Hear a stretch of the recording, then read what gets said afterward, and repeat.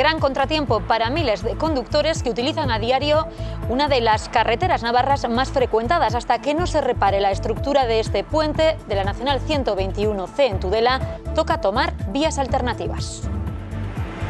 Pedirle a la ciudadanía, bueno, pues que ante estas situaciones sobrevenidas, pues que tenga un poco más de paciencia, que salgan con algo más de tiempo. Como nos dicen por dónde demonios se puede ir, pues la gente, si no eres de Tudela, te organizas un zipizapi impresionante, porque para ir al hospital hay que dar una vuelta impresionante.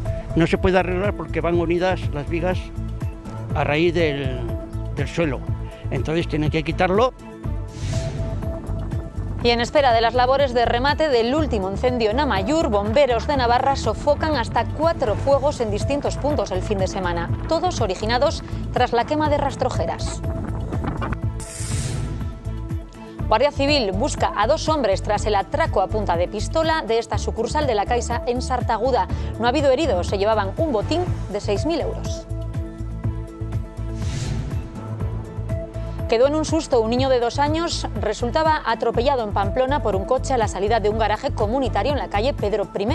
El menor resultaba herido leve. El uso de desfibriladores será obligatorio por ley en centros educativos y de trabajo con más de 700 personas, polideportivos, instalaciones deportivas, culturales, comerciales o recreativas, con aforo para más de 500, también para coches patrulla.